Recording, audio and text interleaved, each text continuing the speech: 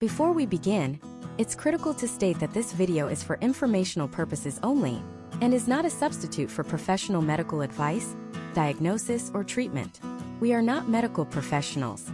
Always seek the advice of your physician or other qualified health provider with any questions you may have regarding a medical or mental health condition.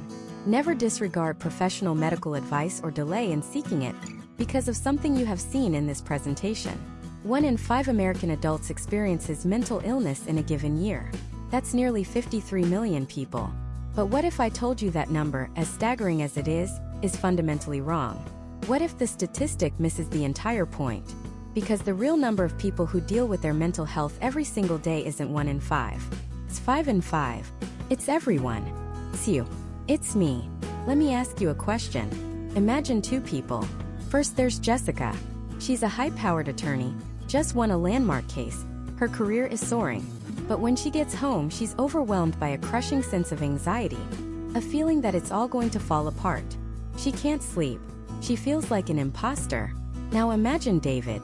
David just got laid off from a job he's had for 15 years. It's a huge blow.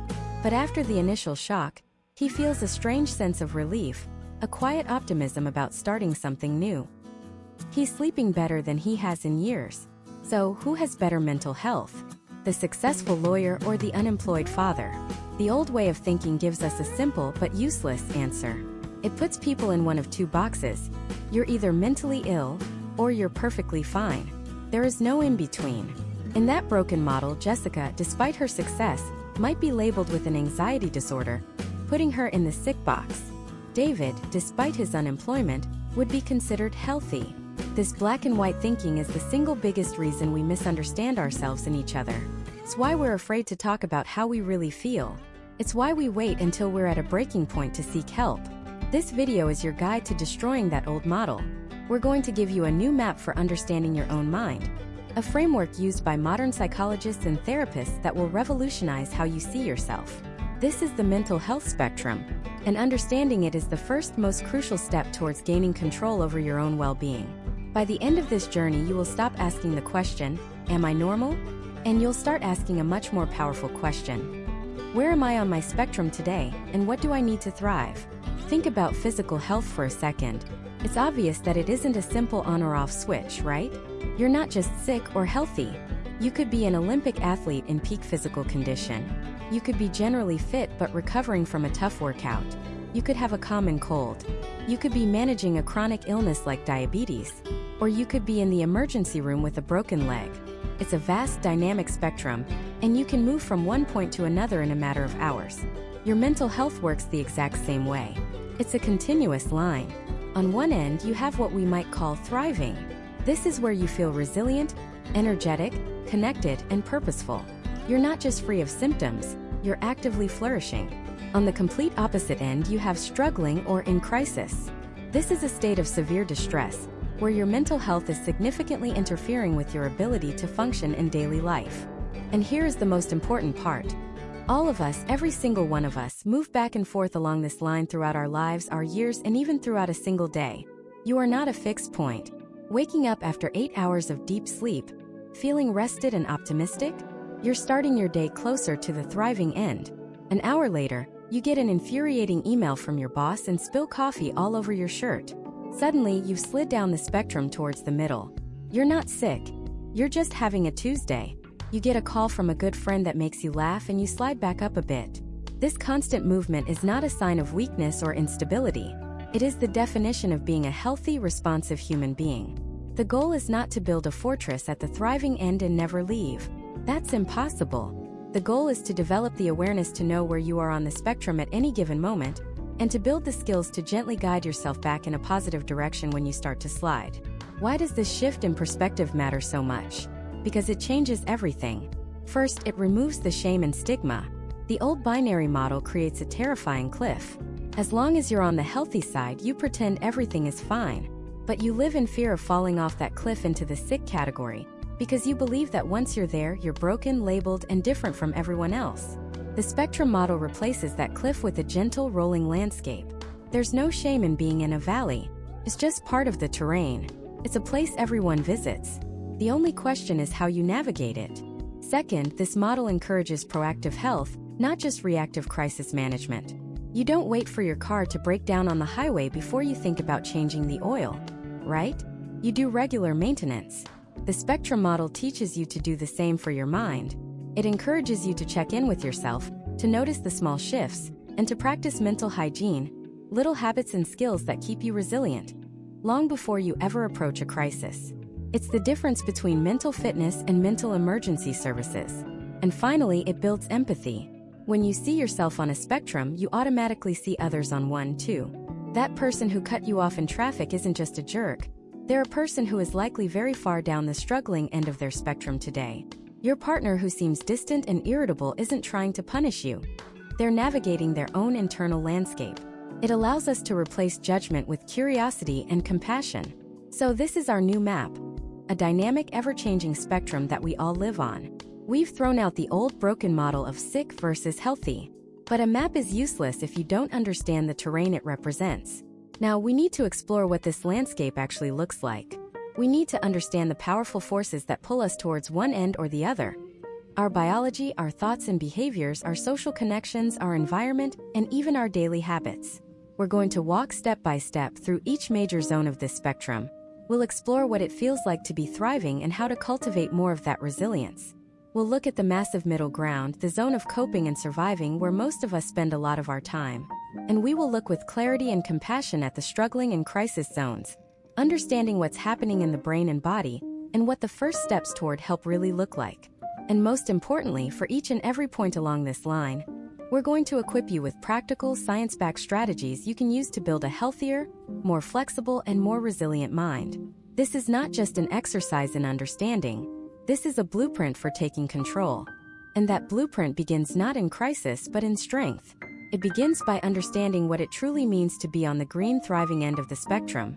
Because for too long we've defined mental health by its absence. We only talk about it when it's gone, when we're in the red zone of crisis. But that's like trying to understand what a healthy body is by only studying disease. To truly grasp this spectrum, we have to start with the goal. We have to define what we're aiming for. So, what does it actually mean to be mentally healthy? Let's get one thing straight right away. It does not mean being happy all the time. That is a myth. It's a dangerous one, actually, because it sets an impossible standard. The human experience is a rich tapestry of emotions, and that includes sadness, anger, grief, and anxiety. A healthy mind doesn't eliminate these feelings. It processes them. It feels them, learns from them, and moves through them without getting stuck. Think of it like this. A mentally healthy person is like a skilled sailor on the ocean of life. They don't control the weather. They can't stop the storms from rolling in. But they have a sturdy boat. They know how to read the clouds, they can tack against the wind, and they know how to navigate back to calm waters. They have the skills and resources to handle the inevitable tempests. Happiness is like a sunny day on that ocean. It's wonderful and we should cherish it. But a good sailor is defined by how they handle the storms, not by how much sun they get. Psychologists often use the term flourishing to describe this state. It's a more active, more complete word than happy. Flourishing is about growth, resilience, connection, and purpose. It's the feeling that, despite the ups and downs, your life is generally good and you are generally good at life. To make this tangible, let's use an analogy we'll come back to throughout this series. Your mental health is a garden. When your garden is flourishing, it's vibrant. It has deep roots, it gets the right amount of sun and water, the soil is rich with nutrients, and it can withstand the occasional storm or pest. It's not just surviving, it's producing fruit, flowers, and beauty. The same is true for your mind. So let's break down what it takes to cultivate this mental garden. What are the core components of a flourishing mind? First, and most fundamentally, is the soil. This is your biological foundation. You can have the best seeds in the world, but if you plant them in depleted, toxic soil, nothing will grow. The soil is your physical health, and the three main nutrients are sleep, nutrition, and movement. These are not optional lifestyle tips. They are non-negotiable biological necessities. Let's start with sleep. We live in a culture that glorifies hustle and treats sleep as a luxury. That is scientifically profoundly wrong. Sleep is a critical maintenance function for your brain. While you sleep, your brain has a dedicated cleaning crew, called the glymphatic system, that clears out metabolic waste products that build up during the day. One of those waste products is beta amyloid, the same plaque associated with Alzheimer's disease. Pulling one all-nighter has been shown to increase the levels of this plaque in your brain. Furthermore, the part of your brain responsible for emotional regulation, the prefrontal cortex, is effectively shut down by sleep deprivation. This is why you're more irritable, anxious, and emotionally volatile after a bad night's sleep. Your brain's emotional brakes are offline. Consistently getting 7 to 9 hours of quality sleep is like regularly tilling and fertilizing the soil of your mind.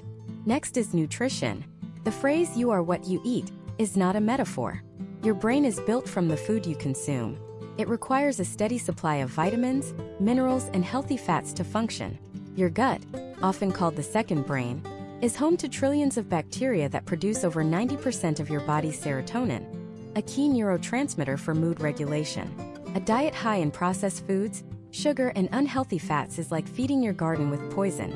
It creates inflammation, disrupts your gut microbiome, and starves your brain of the very nutrients it needs to create stable moods. Eating whole, nutrient-dense foods is the equivalent of adding rich compost to your soil. And then there's movement. Your body was designed to move. When you engage in physical activity, especially cardiovascular exercise, your brain releases a cascade of feel-good chemicals like endorphins and dopamine. More importantly, it produces a miraculous protein called brain-derived neurotrophic factor, or BDNF. You can think of BDNF as miracle grow for your brain. It helps grow new neurons, strengthens existing ones, and protects them from stress. A sedentary lifestyle deprives your brain of its own growth fertilizer, leaving it more vulnerable and less adaptable. So that's the soil: sleep, nutrition, movement. Get these wrong and everything else becomes 10 times harder. But even with perfect soil, a plant needs roots.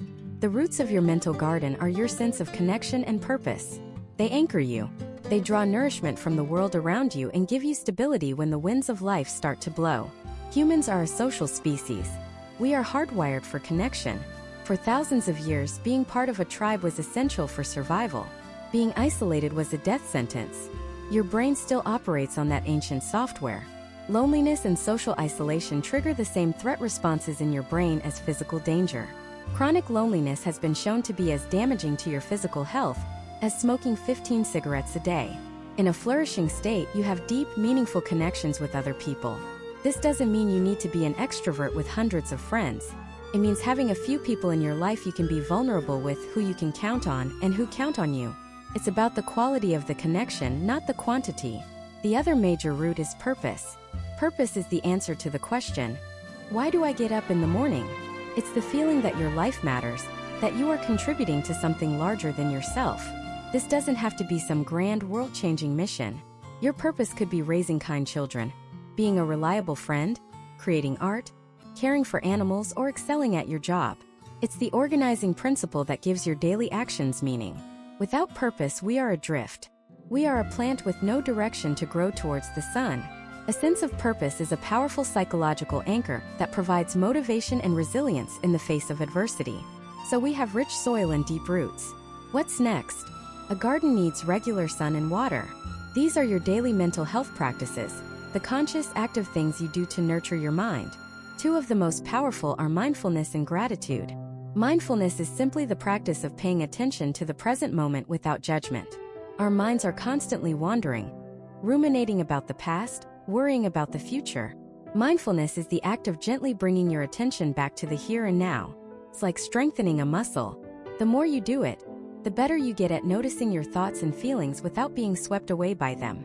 You learn to respond to situations thoughtfully instead of reacting emotionally. Gratitude is its close cousin. It's the practice of actively scanning your world for the good. Our brains have a built-in negativity bias. We're wired to notice threats and problems. It kept our ancestors alive. But in the modern world, this bias can trap us in a cycle of complaint and dissatisfaction. A simple gratitude practice, like writing down 3 things that went well each day, retrains your brain to look for the positive. It literally changes your perspective, shifting your focus from what's missing to what you have. Finally, a flourishing garden is not one that never experiences bad weather. It's one that is resilient. Resilience is the ability to bounce back from adversity. It's the psychological strength to cope with stress and hardship. A key part of resilience is your mindset, the story you tell yourself about your struggles. People who flourish tend to have a growth mindset. They see challenges not as insurmountable threats, but as opportunities to learn and grow. They don't see failure as a reflection of their worth, but as a necessary part of the process. So this is what it looks like to be on the green end of the spectrum. It's not a static state of bliss. It is an active, dynamic process of cultivating a garden.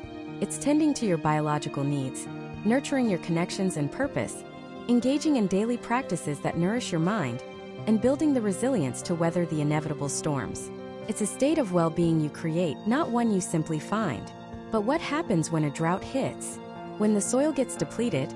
Or a pest you've never seen before invades your garden? What happens when the daily watering isn't enough and the roots begin to feel shallow? That's when you slip from thriving into the next stage of the spectrum, surviving. And this is a place almost all of us will find ourselves in at some point in our lives. Surviving isn't a dramatic collapse. It's a quiet, slow leak.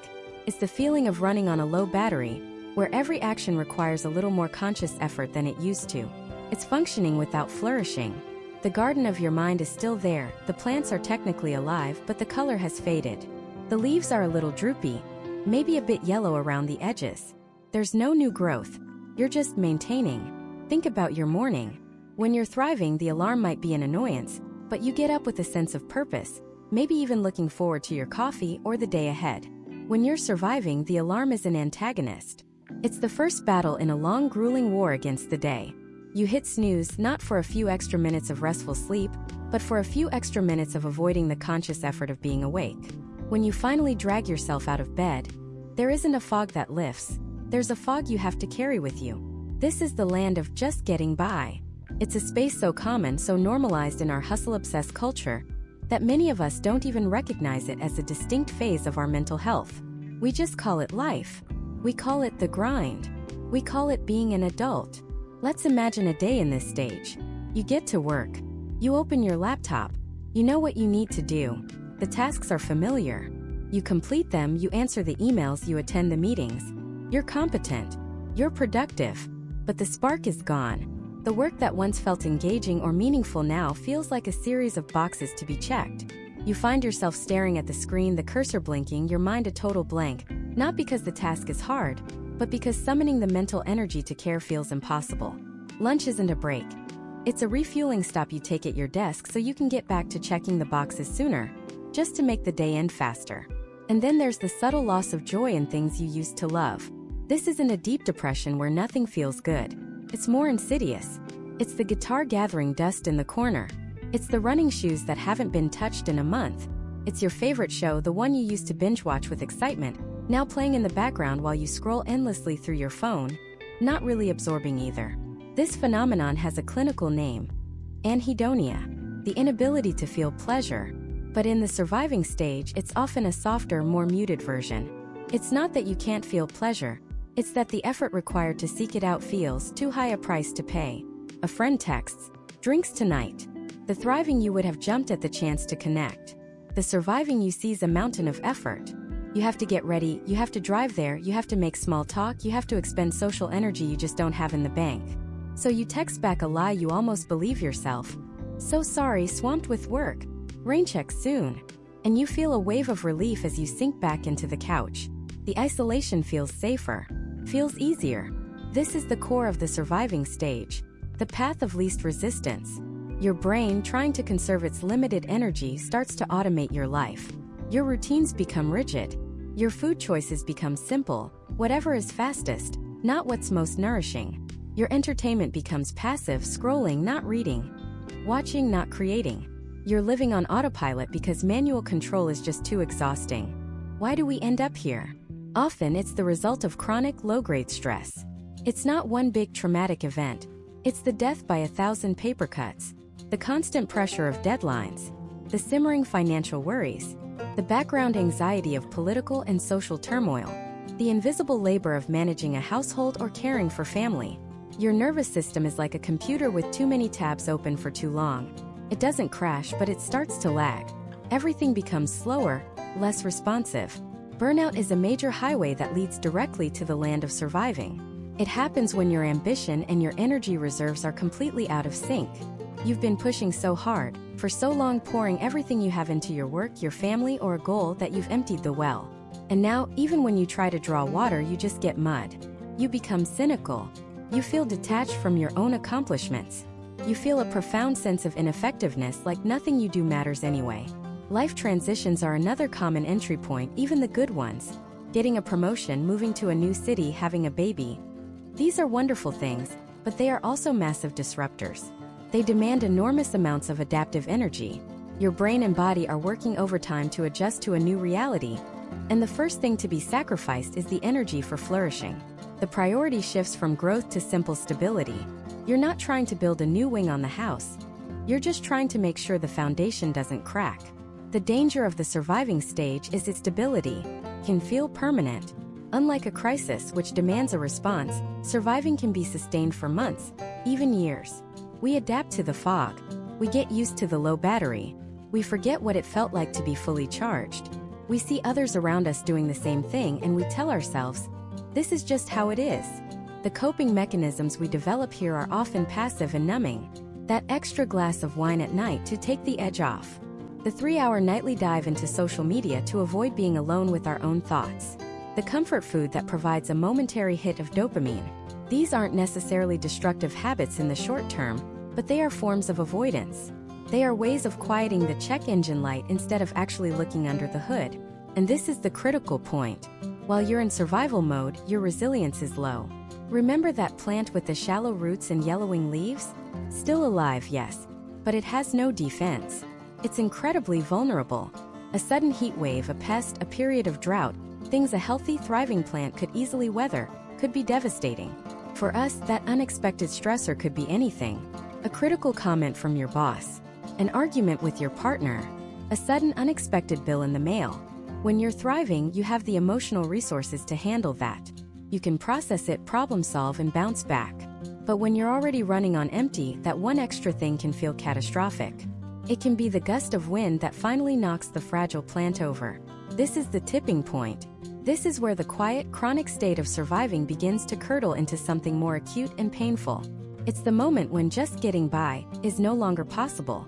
The autopilot starts to fail, the warning lights begin to flash red, and the engine starts to sputter. It's the frightening, disorienting slide into the next stage of the spectrum, struggling. This is the point where the internal system, which has been running on emergency power, begins to shut down non-essential functions. Think of it like a city in a blackout. First, the streetlights go out. Then entire neighborhoods lose power. Finally, only the critical infrastructure, the hospitals, the emergency services, are left running on backup generators. In the landscape of your mind, struggling is that rolling blackout. The energy it once took to be creative, to be spontaneous, to feel joy, that power is being rerouted just to keep the basic systems online. Struggling is fundamentally different from surviving. Surviving is treading water. It's exhausting, yes, but your head is still above the surface. You can still breathe. Struggling is when you start to swallow water. The effort is no longer just to stay afloat. It's an active, desperate fight against being pulled under. The key distinction is a loss of function. In the surviving stage, you might feel drained, but you can still mostly do your job, maintain your relationships, and take care of your basic needs. When you enter the struggling phase, those abilities begin to visibly crumble. Let's look at what this feels like, starting with the cognitive impact, the blackout in your mind. This is often where people notice the first major signs. It's the arrival of a thick, persistent brain fog. Simple decisions like what to eat for lunch suddenly feel monumental.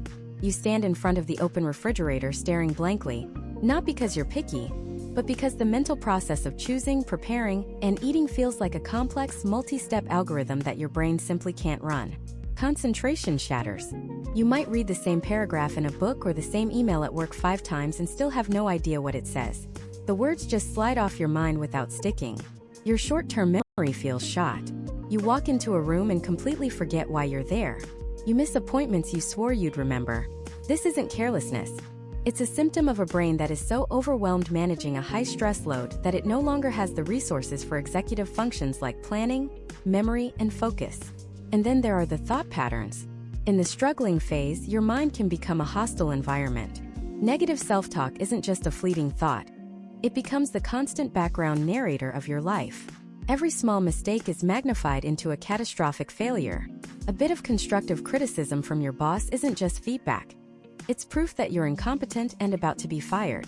A friend not texting back immediately isn't because they're busy. It's because you finally annoyed them into abandoning you.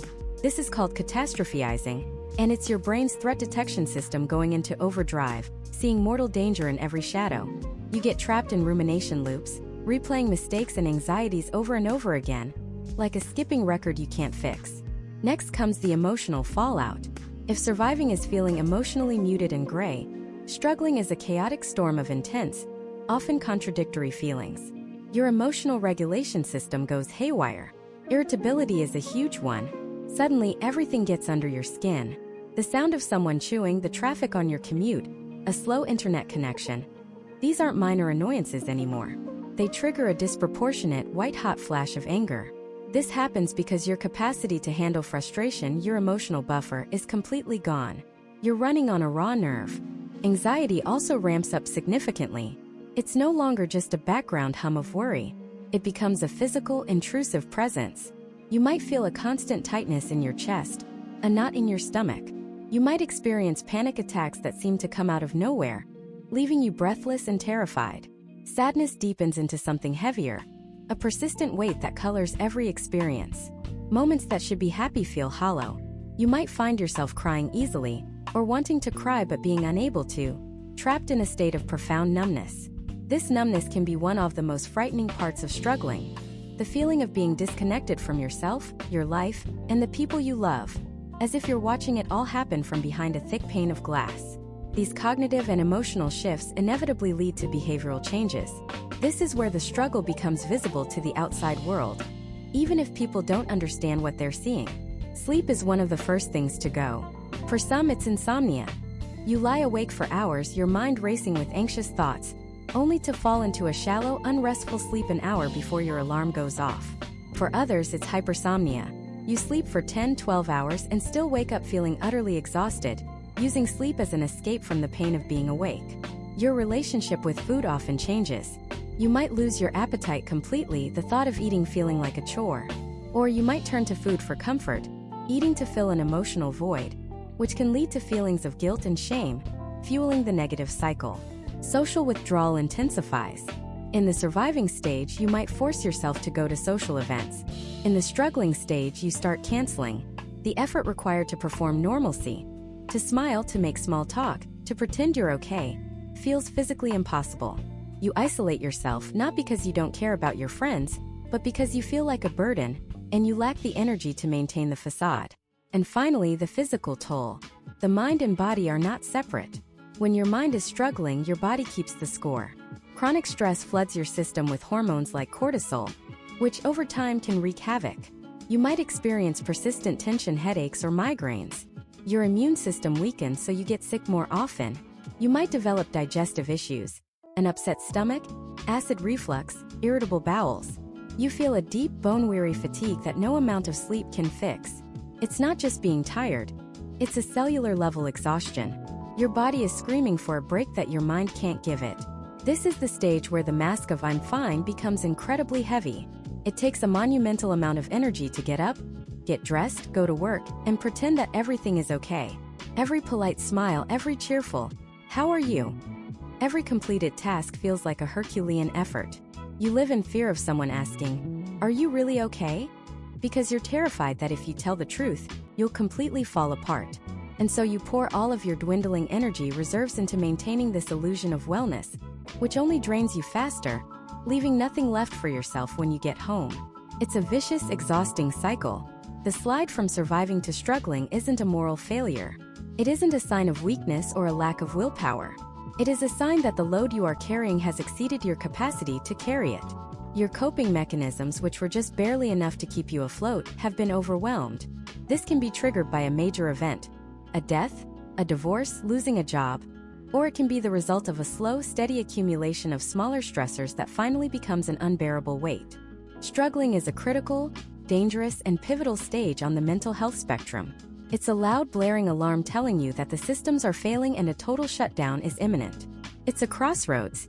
Ignoring the signals, pushing through, and telling yourself to just be stronger can lead you further down the path, into a place of profound crisis. But recognizing these signals for what they are, a legitimate health issue, a sign that you are in distress and need support, can be the first step on the path back.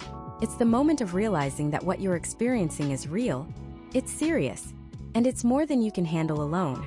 It's the terrifying but ultimately hopeful moment before you reach for a lifeline. Because when the engine is sputtering this violently, you have to make a choice. Do you keep pushing it until it breaks down completely? Or do you finally pull over and call for help? That choice hangs in the air, heavy and silent. In the moment after you've pulled over, the engine finally stops its violent shaking, and the sudden quiet is almost more deafening than the noise was. You're just sitting there, on the shoulder of your own life, hazards blinking. The cars of everyone else's seemingly perfect lives are just whizzing by. And in your hand you're holding your phone. Feels like it weighs 1,000 pounds. This is the moment of truth. This is the act of courage that is almost never depicted in movies or celebrated in songs. It's not about slaying a dragon. It's about admitting the dragon is inside you, and you don't know how to fight it alone. Making that call or sending that text or knocking on that door is one of the hardest things a human being can do. Because your brain, the very thing that's malfunctioning, starts throwing every possible excuse at you. Don't be so dramatic. You're just having a bad week. What are you even going to say? They're going to think you're weak, or crazy, or just looking for attention. It's a barrage of self-doubt, a final desperate defense mechanism designed to keep you isolated in your suffering. Because the familiar pain feels safer than the unknown of asking for help. But the blinking light on your dashboard, that check engine light that's been on for months, is telling you the truth. The sputtering engine is telling you the truth. The fact that you're stranded on the side of the road is the truth. And the truth is, you can't fix a broken transmission with wishful thinking. You need a mechanic. You need someone who has the tools, who has the training, who has seen this exact problem 100 times before. And so you take a deep breath, and you make the call. When you finally get your car to the shop, the mechanic doesn't just glance at it and say, "Yep, it's broken." They don't just start randomly replacing parts. They run diagnostics. They plug it into a computer. They look for specific error codes. They have a methodical process to move from a vague symptom, "It's making a weird noise," to a specific diagnosis. Your third cylinder is misfiring because of a faulty ignition coil. This is precisely what happens when we move from the struggling part of the spectrum into what clinicians call mental illness or a mental health disorder. It isn't a vague, subjective judgment. It's a diagnostic process. A mental health professional, a therapist, a psychologist, a psychiatrist is a highly trained mechanic for the mind. And they use a diagnostic manual, most commonly the DSM-5, the Diagnostic and Statistical Manual of Mental Disorders, as their guide. Now that sounds intimidating. A big book of disorders. And for decades, society has weaponized the words inside it. But a diagnosis is not a label. It's not a brand on your forehead. It is an error code.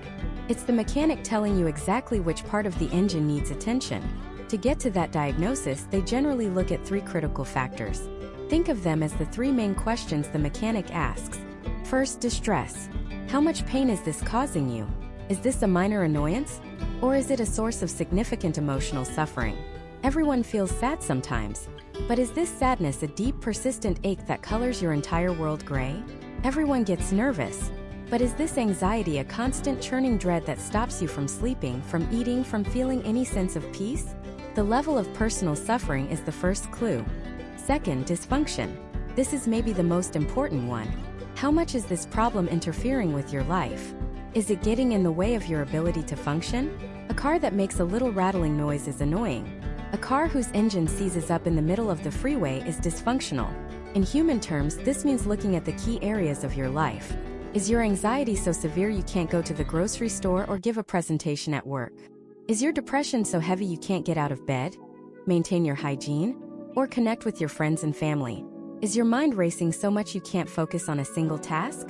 When the internal problem starts causing major external consequences, it signals a shift from general struggle to a potential disorder. And third, duration. How long has this been going on? A bad day is a bad day. A bad week is a bad week. But when that bad week turns into a bad month, and that bad month turns into 6 months or a year, that's a pattern. The diagnostic criteria for most disorders include a time component. The symptoms have to be present for a specific, sustained period. This is what separates a temporary emotional storm from a chronic climate pattern in your mind. Distress, dysfunction, and duration. When a set of symptoms ticks all 3 of those boxes, that's when a professional can say, okay, what you're experiencing has a name. It sounds less like general struggling, and more like a specific condition like major depressive disorder, or generalized anxiety disorder, or post-traumatic stress disorder. And I know what you might be thinking. I don't want a name. I don't want a label. That is a completely valid fear, born from a culture of stigma. But let's reframe it. If you had a persistent, painful ache in your chest, and after weeks of tests a doctor finally said, "Okay, we know what this is. It's a specific heart condition and here's the name for it," you wouldn't feel shame. You would feel relief. You'd feel clarity, because you can't fight an enemy you can't name. A diagnosis is not a definition of who you are. It is a description of what you are currently experiencing. It is a key that unlocks decades of research, proven treatment strategies, and a community of millions of other people who have the exact same error code flashing in their brain. It's the difference between wandering lost in the woods and being handed a map and a compass. The journey is still yours to walk, but now you have a path. This map of mental health has several major territories, or categories of disorders. Think of them as different sections of the mechanic's garage. There's the section for anxiety disorders. This is when the car's alarm system is broken. It's hypersensitive, going off not just when there's a real threat, but when a leaf falls on the windshield. It's the feeling of your internal engine constantly redlining, running at 6,000 revolutions per minute, even when you're parked in your own garage. This includes things like generalized anxiety disorder, panic disorder, and social anxiety. Then there's the section for mood disorders. This is a problem with the fuel system. With depression, it's like there's a clog in the fuel line. There's no gas getting to the engine. No energy, no motivation, no drive. The car won't start no matter how much you turn the key. With bipolar disorder, the fuel system is erratic. It alternates between flooding the engine with so much gas that it runs dangerously hot and fast, mania, and then suddenly cutting off the fuel supply completely, leading to a depressive crash. There's a section for trauma and stressor-related disorders, like PTSD. This is for a car that's been in a major accident. The frame is bent. Even though it's been repaired, the alignment is off. Every pothole in the road, every sudden break from the car in front of you, doesn't feel like a normal part of driving. Feels like you're about to crash all over again. The past trauma is actively reshaping your present experience. And there are other sections for psychotic disorders, eating disorders, personality disorders, each describing a different fundamental issue with the car's operating system. But the point is the same for all of them. Getting a diagnosis isn't the mechanic telling you your car is junk and should be scrapped. It's the mechanic looking you in the eye and saying, "I know this problem. I've seen it before. And I know how to fix it." It is not the end of the story. It is the end of the confusion. It's the moment you stop guessing and start healing. It's the beginning of the repair manual, the first step on the road to getting your car running smoothly again, so you can finally get back to driving wherever you want to go.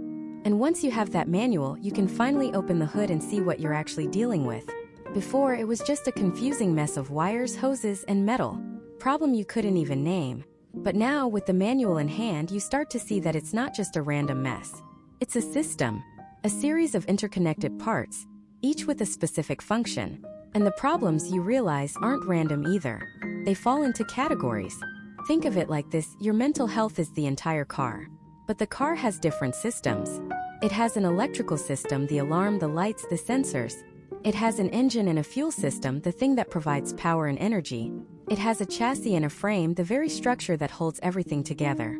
When we talk about different categories of mental health conditions, we're not just throwing around scary labels. We're simply identifying which system in the car needs attention. Let's start with the car's electrical system. This is your threat detection system. Its job is to keep you safe. The horn, the alarm, the little light that tells you a door is open. In mental health terms, this is your anxiety response. It's a brilliant evolutionary system designed to scream danger when a threat appears, flooding your body with adrenaline so you can fight or flee. Supposed to save your life. But what happens when the wiring gets frayed? What happens when the sensors are too sensitive? This is what an anxiety disorder feels like. It's a faulty electrical system. For someone with generalized anxiety disorder, it's like there's a constant, low-level electrical hum throughout the entire car. A persistent static of worry. The check engine light is just always on. You're worried about the engine, the tires, the gas, the other drivers, the weather, the road you're on, and the one you're not on. The system that's supposed to alert you to specific dangers is now alerting you to everything all the time, draining your battery for no reason. For someone with panic disorder, it's even more dramatic. You'll be driving along perfectly fine, and suddenly the car alarm starts blaring at full volume. The lights flash, the horn honks, the whole system goes into 5-alarm fire mode. You pull over, heart pounding, convinced the car is about to explode. But you look around, and there's nothing. No threat. No danger. The alarm just went off. The terror is real, but the trigger is a phantom.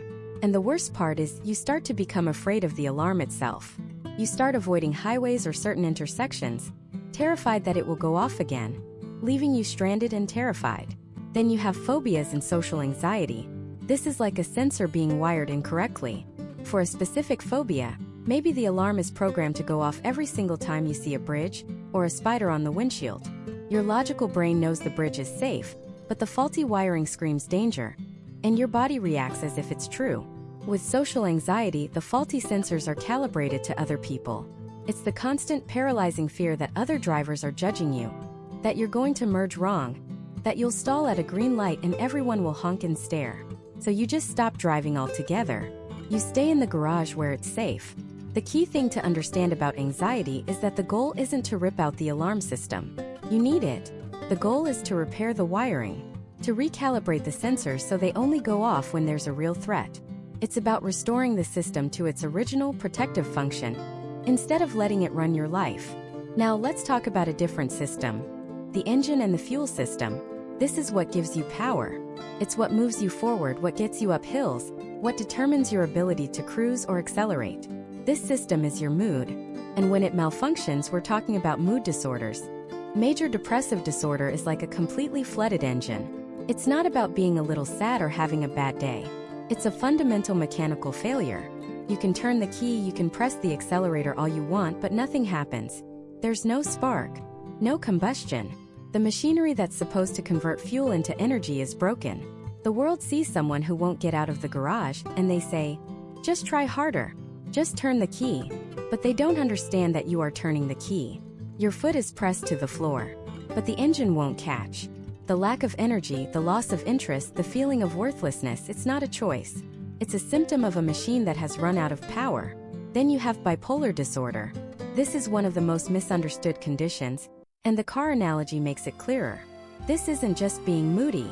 This is an engine that is fundamentally unstable. For periods of time, the engine goes into overdrive. It's redlining, burning through fuel at an unsustainable rate. This is mania or hypomania. You feel incredible, powerful, invincible. You're driving at 150 miles an hour, ideas flying, needing no sleep. You feel like you can do anything. To the outside world, it might even look exciting, productive, brilliant. But an engine cannot redline forever. It will burn out. It will break. And that's exactly what happens. After the intense, unsustainable high, the engine doesn't just return to normal. Crashes. It seizes up completely, plunging you into a severe depressive episode. The engine is flooded again. No power, no energy, no movement. The devastating part of bipolar disorder is this oscillation between two extremes. It's the whiplash of going from feeling like a supercar to feeling like a car that belongs in a junkyard. Treatment isn't about just fixing the depression. It's about installing a regulator on the engine, a system that can smooth out those catastrophic peaks and valleys, allowing the car to drive at a safe, sustainable speed. So we have the electrical system of anxiety and the engine of mood. But what happens if the car has been in a serious accident? A collision that didn't just break apart, but actually bent the very frame of the vehicle? This is trauma. Trauma and stressor-related disorders, like PTSD, are different. This isn't just a faulty wire or an inconsistent engine. This is structural damage. Imagine a car that was in a terrible pileup on the highway. You can repair the engine, you can fix the electronics, you can give it a new coat of paint. But the frame itself is still bent from the impact. So now, even though the car looks fine, it doesn't drive right. Pulls to one side. It shakes uncontrollably at high speeds. A simple pothole feels like a crater. The memory of the crash is embedded in the very structure of the car. This is what it's like to live with PTSD. The person's nervous system has been fundamentally altered by the traumatic event. Loud noises aren't just loud noises anymore. The sound of a car backfiring doesn't just startle you. It triggers a full-body response that feels exactly like the moment of the original crash. You're not just remembering it, you are reliving it. Your car's entire system, the alarm blaring, the engine racing, the brakes slamming, reacts as if the collision is happening right now all over again. Because of this, you start to see the entire world as a dangerous highway.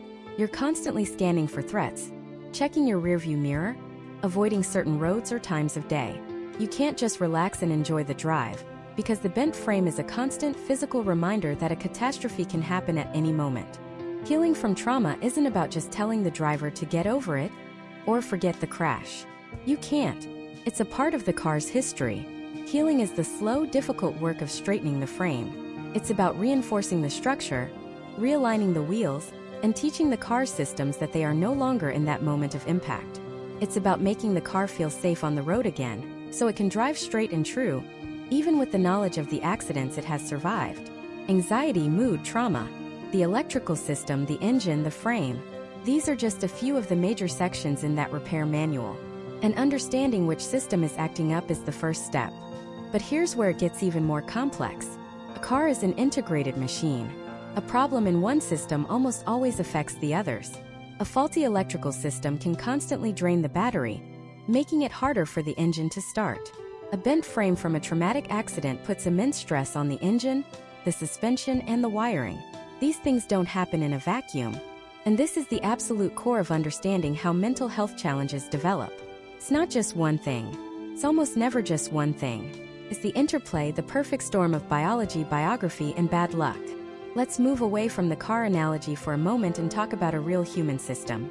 To do that, I want to introduce you to a concept that completely changed how I see mental health. It's called the diathesis stress model. That sounds complicated, I know, but the idea behind it is incredibly simple and powerful. Let's break it down. Diathesis is just a fancy word from Greek that means a predisposition or a vulnerability. Think of it as your starting point. It's the genetic lottery. It's the hardware you're born with. Some people are born with a genetic predisposition for high blood pressure, others for diabetes, and some for anxiety or depression. This doesn't mean you will get it. It just means your system is a little more sensitive in that area. Now let's turn this into a picture. Imagine that every person is born with a glass. The diathesis, your predisposition, determines how much water is already in that glass when you're born. For some people, the glass is nearly empty. They have very low genetic or biological vulnerability. For others, the glass might be a quarter full or even half full. They have a higher predisposition. Okay, so you have your glass with a certain amount of water already in it. Now comes the second part of the model, stress. And when we say stress, we don't just mean a tough day at work. In this model, stress means any difficult life event or environmental factor that adds water to your glass. A stressful childhood? That's water being poured in. Being bullied in school? More water. Losing a loved one? A big glug of water. Chronic financial worries, a demanding job, a toxic relationship, living through a natural disaster, experiencing discrimination. Every single one of these things pours more water into your glass. Now here's the crucial part. A mental health disorder like clinical depression or an anxiety disorder happens when the glass overflows. And this simple image explains so much. It explains why two people can go through the exact same traumatic event, say a car accident, and have completely different outcomes. Person A, whose glass was nearly empty to begin with, experiences the accident. A huge amount of water gets dumped in, maybe filling their glass right to the brim. They're shaken, they're stressed, but the glass doesn't overflow. They process the trauma and, with time, they recover.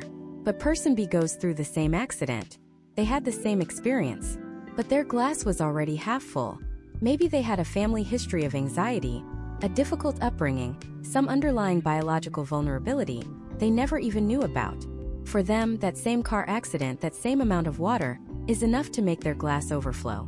They might develop post-traumatic stress disorder, or PTSD. Was person B weaker? Did they fail to cope? Absolutely not. Their starting point was different. It took less water to push them past their tipping point. This isn't about willpower or character. It's about capacity. Let's make this even more real. Think of someone we'll call Alex. Alex grew up in a loving, stable home. He had no family history of significant mental health issues. His glass was born pretty empty. He goes through college, gets a decent job. He faces the normal ups and downs of life, breakups, work deadlines, the occasional flu. Each one adds a little water to his glass, but it never gets close to full. He feels sad sometimes, stressed sometimes, but generally he's functioning well. He's on the thriving and coping side of the spectrum. Now let's think about someone we'll call Maya. Maya's mother struggled with severe depression. From a genetic standpoint, Maya's glass started out about a third full. Then when she was young, Her parents went through a bitter divorce. That's more water. She was a shy kid and had a hard time making friends, feeling isolated in middle school. More water. In college, she was in a relationship that was emotionally draining. Even more water. Now her glass is getting dangerously close to the top. She's functioning, sure, but she's what we'd call struggling. She feels a constant low-level hum of anxiety. She's tired all the time. She's one major life event away from overflowing. Then she gets laid off from her job. It's the final pour. Her glass overflows. The result? Her first major depressive episode. She can barely get out of bed. The world seems gray. She feels a profound sense of hopelessness. An outsider, someone who doesn't understand the diathesis stress model, might look at Maya and say, "Why is she reacting so badly? It's just a job. People lose jobs all the time. Alex lost his job once and he just dusted himself off and found a new one." But you see the difference, don't you? It was never just a job. The job loss was simply the final drop of water in a glass that had been filling up for her entire life. For Alex, a job loss would be a significant stressor, but his glass had the capacity to hold it. Maya's, through no fault of her own, did not. This model is so critical because it moves us away from blame and shame. It moves us toward compassion and understanding. When you see someone struggling, you don't know how full their glass was to begin with. You don't know how much water has been poured into it throughout their life. Their struggle is not a sign of weakness. It's a sign that their capacity to hold stress has been exceeded. Their glass has overflowed. And it works for everything along the spectrum. From anxiety and depression to bipolar disorder, schizophrenia, and eating disorders. There is almost always an underlying predisposition, the diathesis, that is then activated by environmental or psychological stressors. It's the classic nature versus nurture debate. And the answer is it's not versus at all. It's nature and nurture. It's the two working together. Your genes load the gun, but your environment pulls the trigger. This also explains why positive environmental factors are so protective. A strong support system, healthy coping mechanisms, a stable and loving home. These things don't necessarily take water out of the glass, but they can act like a wider saucer underneath it, catching some of the spillover. Or, even better, they can teach you how to build a bigger glass to increase your capacity over time. So when we talk about the mental health spectrum, we're really talking about a vast collection of individuals, each with a unique glass filled to a different level, being subjected to different kinds of rain. Some people are walking through a light drizzle with a giant bucket. Others are weathering a hurricane with a tiny teacup. The outcome is not a reflection of their effort, but of their resources meeting their reality. Understanding this doesn't just create empathy for others. It should create empathy for yourself. Maybe you've always wondered why you seem to struggle more with things than your friends do. Why a minor setback sends you into a spiral while your sibling seems to bounce back from anything. It's not a personal failing. It might just be the reality of your glass. You may have started with more water in it, or you may have been through more storms than anyone realizes. Acknowledging that is not an excuse. It's an explanation. And it's the first most critical step toward figuring out what to do next. Because once you know the glass is overflowing, you can stop blaming yourself for the mess and start asking a much more important question. How do we start to drain some of the water? This question is where the real work and the real hope begins. For so long we focus on the overflowing mess, on the symptoms, on the feeling of being overwhelmed. But shifting our focus to draining the water changes everything. It reframes the problem from "what's wrong with me?" to "what can I do for myself?" And the answer isn't a single magic solution. It's about building a personalized toolkit. Imagine a plumber arriving at a flooded house. They don't just have a wrench. They have a whole truck full of tools, each designed for a specific job. Your mental health toolkit is the same. Some tools are for routine maintenance, some are for emergencies, and some are for long-term repairs. The goal isn't to use every tool every day, but to know which one to reach for when you need it most. Let's start with the foundational tools, the heavy-duty wrenches and pipe cutters of our toolkit. These are the big, often overlooked lifestyle factors that fundamentally determine how much water is in our glass to begin with, and how quickly it drains on its own. I'm talking about sleep, nutrition, and movement. I know. When you're struggling, being told to get more sleep or eat a salad can feel dismissive, almost insulting. But we have to reframe how we see them. This isn't about being healthy for the sake of it. This is about neuroscience. Sleep isn't just rest. It's the brain's janitorial staff. While you're sleeping, your brain is literally cleaning itself, flushing out metabolic waste products that build up during the day. One of these is a protein called beta amyloid, which is linked to cognitive decline. When you consistently get poor sleep, that waste builds up. Your emotional regulation center, the amygdala, becomes hyperactive, while your decision-making center, the prefrontal cortex, goes offline. This is why after one bad night's sleep, small problems feel like catastrophes. It's not a character flaw, it's a biological reality. Prioritizing a consistent sleep schedule isn't a luxury. It's like letting the cleanup crew do its job, so you can think clearly the next day. Then there's movement. We don't need to be running marathons. Even a 10-minute walk can be a powerful intervention. When you move your body, it releases a cocktail of neurochemicals like endorphins, which are natural mood elevators and pain relievers. But more importantly, it releases something called brain-derived neurotrophic factor, or BDNF. You can think of BDNF as fertilizer for your brain cells. It helps new neurons grow and strengthens the connections between existing ones, particularly in areas like the hippocampus, which is crucial for memory and mood regulation. So when you go for a walk, you're not just stretching your legs. You're literally fertilizing your brain and building a more resilient neural network. And finally, nutrition. The gut is often called the second brain, and for good reason. About 95% of your body's serotonin, a key mood-regulating neurotransmitter, is produced in your gut. Your gut and brain are in constant communication via the vagus nerve. When you eat a diet high in processed foods, sugar, and unhealthy fats, it creates inflammation in your gut, which sends stress signals directly to your brain. Conversely, a diet rich in whole foods, fiber, and probiotics supports a healthy gut microbiome, which in turn sends calming, stabilizing signals to your brain. It's not about a perfect diet. It's about recognizing that what you put on your plate directly impacts the chemical environment in your head. These three are the foundation. They don't solve everything, but without them, any other tool we use will be less effective. Now let's talk about the tools for emergencies. These are the quick release valves you can use when you feel the pressure building in real time. In a stressful meeting, in a crowded store, or in the middle of the night when anxiety strikes. These are grounding techniques. Their purpose is to pull you out of the chaotic storm in your head and anchor you in the present moment. One of the most effective and accessible is the 5-4-3-2-1 method. Wherever you are, you pause and deliberately notice 5 things you can see. 4 things you can physically feel: your feet on the floor, the fabric of your shirt. 3 things you can hear. 2 things you can smell. And 1 thing you can taste. This simple exercise forces your brain to switch from abstract worry to concrete sensory input. It interrupts the feedback loop of panic and tells your nervous system, hey, right here, right now, in this physical space, you are safe. Another powerful emergency tool is controlled breathing. When we get anxious, our breathing becomes shallow and rapid, signaling to our body that there's a threat. We can hijack this system by deliberately slowing our breath down. A simple technique is box breathing. Inhale for 4 seconds, hold for 4 seconds, exhale for 4 seconds, hold for 4 seconds, and repeat. This controlled pattern activates the parasympathetic nervous system, which is your body's rest and digest system. It's the biological off switch for the fight or flight response. It lowers your heart rate, relaxes your muscles, and sends a powerful signal to your brain that the danger has passed. These techniques aren't about making the problem disappear. They're about giving you a moment of clarity and control, so you can think about what to do next, instead of just reacting. Next in our toolkit are the more advanced long-term repair tools. These are the cognitive and behavioral strategies that help us change the patterns that cause our glass to fill up so quickly in the first place.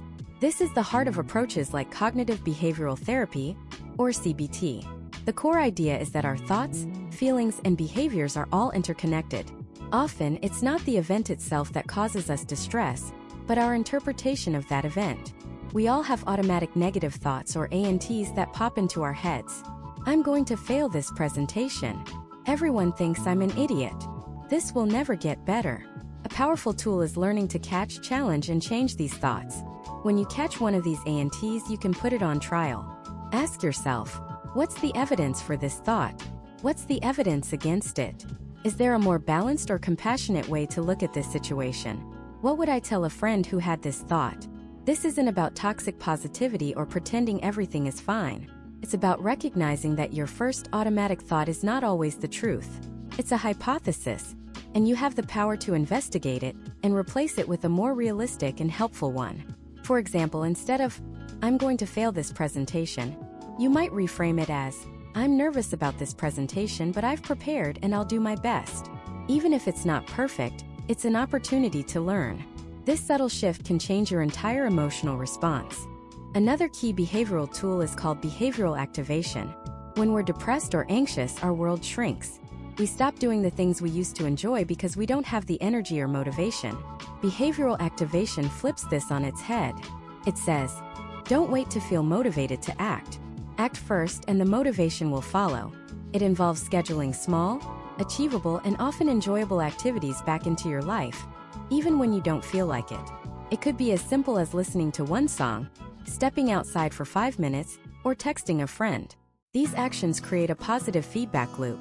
The action leads to a small sense of accomplishment or pleasure, which provides a little bit of energy, which makes the next action slightly easier. It's about rebuilding momentum one tiny step at a time. Finally, no toolkit is complete without tools for connection and support. We are social creatures, hardwired for connection. Isolation is one of the biggest factors that keeps the water level in our glass high. The tools here are about strengthening your support system and your environment. This means being vulnerable and reaching out to a trusted friend or family member. It means learning to set boundaries to protect your energy from people or situations that consistently drain you. In the modern world, it also means curating your environment online. Unfollowing accounts that make you feel inadequate and following those that inspire or educate you is a legitimate mental health strategy. It's about consciously building a community and an environment, both online and off, that acts as a support structure, strengthening the glass itself so it can hold more without cracking. Each of these tools, from sleep and nutrition to grounding techniques, cognitive reframing, and social connection, is a way to drain a little water from the glass. Some drain it slowly over time, others provide immediate relief. The key is to experiment. What works for one person might not work for you. Building your toolkit is a process of self-discovery. But every tool you add gives you more options, more agency, and more hope. It transforms you from a passive victim of the overflow into an active, empowered plumber of your own mind. But what happens when you're using all the tools you can, and it still feels like the main faucet is stuck on full blast, pouring water in faster than you can possibly drain it? What do you do when the problem feels too big for a personal toolkit alone? That's when you call in a specialist. And that specialist for your mind isn't a sign of failure. It's a sign of profound strength. It's admitting the job is bigger than you, and you're smart enough to call for backup. This is the single biggest misconception about professional mental health care, that it's a last resort for the broken. It's not. It's a proactive, strategic decision to bring in an expert with a more advanced toolkit. Think of it like this. You can be the most dedicated, passionate athlete in the world, but to reach the next level, you hire a coach. A coach sees your blind spots, provides a structured training plan, and holds you accountable. A therapist is a coach for your mind. So let's break down what this actually looks like. The word therapy gets thrown around a lot, often conjuring images of lying on a leather couch talking about your childhood. And while that can be a part of some therapy, it's a tiny sliver of a much bigger, more dynamic picture. At its core, therapy or psychotherapy is a collaborative treatment based on the relationship between you and a mental health professional. It's a supportive, confidential environment that allows you to talk openly with someone who is objective, neutral, and non-judgmental. It's not just venting to a friend. A friend will and should be on your side. A therapist is on the side of your growth. They're trained to listen for patterns, to help you connect you didn't even know existed, and to provide you with scientifically backed strategies to change your thoughts and behaviors. But who are these specialists? The titles can be confusing, so let's simplify. Broadly, you'll encounter 3 main categories. First, you have psychiatrists. These are medical doctors, MDs, who specialize in mental health. Because they are physicians, they are the primary professionals who can prescribe medication. They diagnose illness, manage treatment, and many also provide therapy.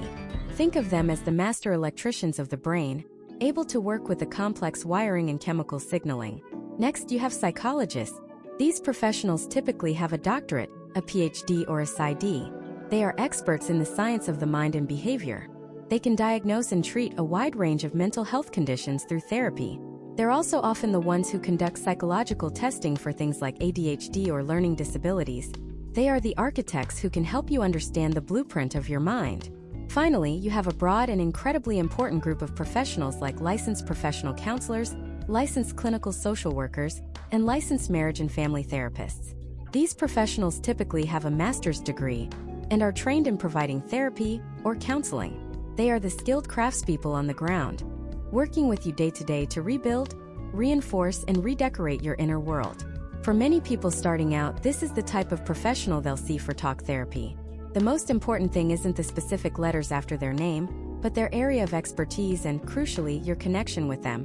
Just as there are different types of specialists, there are many different types of therapy. It's not a one-size-fits-all approach. One of the most common and well-researched is cognitive behavioral therapy, or CBT. CBT operates on a simple, powerful idea. Our thoughts, feelings, and behaviors are all interconnected. If you can change your negative thought patterns, you can change how you feel and what you do. It's very practical, goal-oriented, and gives you a concrete set of tools to use in your daily life. Then there's dialectical behavior therapy, or DBT. It's a type of CBT that's especially effective for people who feel emotions very intensely. It focuses on teaching skills in 4 key areas: mindfulness, distress tolerance, emotion regulation, and interpersonal effectiveness. It's like a masterclass in how to navigate the powerful currents of your own emotions without being swept away. You also have psychodynamic therapy, which is closer to that classic idea of therapy. It focuses on exploring how your past experiences, often from childhood, and your unconscious thoughts shape your present behavior. It's about digging deep to understand the roots of your patterns, not just trimming the leaves. And there are many others like humanistic therapy, which emphasizes your capacity to make rational choices and develop to your maximum potential, or EMDR. Eye movement desensitization and reprocessing. A specialized therapy for trauma. The point is, there is a therapeutic approach designed for almost every kind of problem. A good therapist will often blend these techniques to create a plan that is tailored specifically to you. Okay, so if all this help is out there, why is it so hard to take that first step? Let's be honest about the barriers. The first is stigma. There's this lingering toxic idea that needing help is a weakness. We would never tell someone with a broken leg to just walk it off. Yet we do it with mental health all the time. Let's reframe this. Taking charge of your mental health is one of the most courageous, responsible things you can do. It is an act of strength. The second barrier is cost. And this is a very real one. Therapy can be expensive, but there are more options than you might think. Many insurance plans now cover mental health care just like physical health care. You might have a copay, but it can make it much more accessible. For those without insurance or with high deductible plans, many therapists offer a sliding scale, where they adjust their fee based on your income. Community mental health centers, as well as universities with psychology graduate programs, often offer low-cost or even free services. It takes some digging, but options do exist. The third barrier is just the sheer overwhelm of finding the right person. It feels like trying to find a needle in a haystack. So let's make it a step-by-step process. Step 1, if you have insurance, start there. Flip over your insurance card, find the number for member services or behavioral health, and call them. Ask for a list of in-network providers in your area. Most insurance companies also have an online portal where you can search for this yourself. Step 2, use online directories. Websites like Psychology Today, Good Therapy, and ZocDoc are incredible resources. They're like dating apps for finding a therapist. You can filter by location, insurance, specialty like anxiety, trauma, or relationship issues, and even by the gender or therapy style of the professional. You can read their profiles, see their pictures, and get a feel for their approach. Step 3. This is the most important part. Make a short list of 3 to 5 people who seem like a good fit, and then reach out to them. Most therapists offer a free 15-minute consultation call. This is your interview. This is your chance to ask questions and see if you vibe with them. Ask them things like, what is your experience working with people who are dealing with your issue? What does a typical session with you look like? What is your general philosophy on therapy? The goal here isn't to diagnose your whole life story, but to answer one simple question. Can I see myself talking to this person every week? Step 4. Understand that it's okay if the first person you talk to isn't the right fit. It's not a failure. You wouldn't buy the first car you test drive or the first house you tour. Finding the right therapist is a process of finding the right relationship. The connection you have with your therapist, what's called the therapeutic alliance, is one of the single biggest predictors of whether therapy will be successful. So trust your gut. If it doesn't feel right, thank them for their time and move on to the next person on your list. Finally, let's briefly talk about medication. For some people, therapy alone is the answer. For others, particularly when dealing with conditions like major depression, bipolar disorder, or severe anxiety, medication can be a life-changing and sometimes life-saving tool. It's not a magic pill that solves all your problems. It's a tool that can help rebalance the chemistry in your brain, lifting the fog enough so that you have the energy and clarity to do the hard work in therapy. It can turn down the volume on the static so you can finally hear the music. A psychiatrist is the expert to consult to see if this tool might be right for you. Taking that first step, making that call, sending that email, is often the hardest part of the entire journey. It's the moment you finally say, I am worth this. My well-being is worth this investment of time, energy, and resources. It's the moment you stop trying to bail out the flooded basement with a teacup and decide to call in the professionals with the industrial-strength pumps. It's an admission not of defeat, but of hope for a better way of living. And that hope is the most powerful tool we have. Because seeking professional help is not about finding someone to fix you. You are not broken. It's about finding a guide, a trainer, a coach for your mind. Think about it. If you wanted to get in the best physical shape of your life, you might hire a personal trainer. Someone who understands the mechanics of the body, who can see your form from the outside, who can push you when you need to be pushed and teach you how to rest when you need to recover. They don't lift the weights for you, but they make sure you're lifting them correctly so you don't injure yourself and so you actually get stronger. A therapist is a personal trainer for your inner world. They are a trained professional who understands the mechanics of the mind, the patterns of thought and behavior that can keep us stuck. They provide an outside perspective that we, by definition, can never have on our own. They help us identify the emotional bad form that's causing us pain, and they give us the exercises, the new ways of thinking, the coping strategies, to build our mental and emotional strength. But where do you even start? The alphabet soup of titles can be confusing. Psychologists, psychiatrists, counselors, social workers. Let's clear that up. A psychiatrist is a medical doctor who can prescribe medication. They often focus on the biological and neurological side of things. Think of them as the specialist who can help if your brain's chemistry, the literal wiring, needs an adjustment. A psychologist typically has a doctorate and specializes in psychotherapy, the talk therapy we often think of. They are experts in human behavior and mental processes. Then you have licensed therapists, counselors, and clinical social workers, who are all highly trained professionals providing therapy and support. The most important factor isn't the specific title on the door. It's the connection you feel with the person in the room. Finding the right therapist is a bit like dating.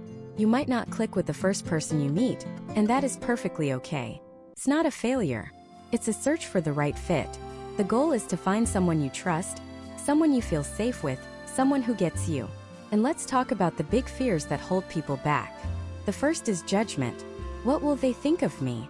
They'll think I'm crazy. A therapist has heard it all. Their office is a judgment-free zone. It's a confidential space designed for you to be your most authentic, messy, and vulnerable self. Their job isn't to judge you. It's to understand you and help you understand yourself. The second fear is, what do I even talk about? You don't need a perfectly prepared speech. You can walk in and say, I don't know where to start, I just know I don't feel right. That is a perfect starting point. The therapist is trained to guide the conversation, to ask the right questions to help you explore what's going on beneath the surface. And the third fear, a very real one for many, is the cost. Therapy is an investment. There's no way around that. But it's an investment in your single most valuable asset, your mind. It dictates the quality of your relationships, your career, your physical health, everything. Many insurance plans offer coverage, and many therapists offer sliding scale fees based on income. There are also low-cost clinics, university training programs, and increasingly, affordable online therapy platforms. The resources are out there. The first step is looking. Now, sometimes talk therapy alone isn't enough, and that's where medication can come in. The stigma around psychiatric medication is one of the most damaging forces in mental health. We need to dismantle it right here, right now. Taking medication for a mental health condition is no different than a diabetic taking insulin. It's not a crutch. It is not a personality eraser. It's a tool. A scientifically developed tool to help correct a biological imbalance. For many people, it's like putting on glasses for the first time after years of squinting at a blurry world. Suddenly, things become clearer. The medication doesn't solve your problems, but it can clear the fog of depression or quell the storm of anxiety enough for you to be able to engage in therapy and do the work of building healthier habits. It can give you the stability you need to climb out of the hole so you can start learning how to avoid falling in again. But professional help is just one part of the ecosystem of support. We are social creatures. We need connection. Building a robust support system is like diversifying your emotional portfolio. It includes friends who you can be real with, family members who listen without judgment, and support groups, both online and in person, where you can connect with people who truly understand what you're going through because they're going through it too. There is immense power in hearing someone else voice your deepest fears and knowing you are not alone. And then there's the work you do on your own. This is about building your personal mental health toolkit. This includes the foundational pillars of well-being: getting enough sleep, moving your body in a way that feels good, and nourishing yourself with decent food. It also includes practices like journaling, which is a way to untangle the chaotic thoughts in your head and see them on paper. It includes mindfulness and meditation, which isn't about clearing your mind, but about learning to observe your thoughts without getting swept away by them. It's about finding hobbies that bring you into a state of flow, where you lose track of time and just feel present and engaged. This whole journey, this entire exploration of the mental health spectrum, is not about arriving at a destination called cured. There is no finish line. It's about a lifelong practice. It's like physical fitness. You don't go to the gym for a month and then say, okay, I'm fit forever. You have to keep showing up. You have to keep maintaining it. Some days you'll have the energy for a marathon. Other days, all you can manage is a short walk. And both are okay. The goal is not to eliminate bad days. The goal is to build the resilience to handle them, the self-awareness to understand what you need in those moments, and the self-compassion to give it to yourself. We started this journey to understand the mental health spectrum, and what we've discovered is that it's not a line with sick on one end and healthy on the other. It's more like a vast dynamic weather map. We all have our own climate, our own internal weather patterns. Some of us are prone to thunderstorms, others to fog, others to long periods of drought, and all of us at some point will experience turbulence. This spectrum isn't a way to label or divide us. It's a way to connect us. It's the shared geography of the human experience. Understanding this isn't just an intellectual exercise. It's the foundation for a more compassionate world. It's what allows you to look at a friend who is struggling and see not weakness, but a person weathering a storm. It's what allows you to look in the mirror on your own dark days and see not a failure, but a human being who deserves kindness, support, and hope. Your mental health is a fundamental part of your story. It doesn't define you, but it shapes your experience of the world. And you have the power to become an active author of that story. You can learn its language, understand its patterns, and build a life that supports your well-being. So be curious, be kind to yourself, check in on your friends, share your story if you feel safe to do so, because your vulnerability can be the permission slip someone else needs to seek their own help. The conversation doesn't end when this video does. It's a conversation we need to have every single day, with our families, our colleagues, and ourselves, because a healthier mind doesn't just create a better life, it helps create a better world for all of us. Thank you for taking this journey. Now let's go out and live it.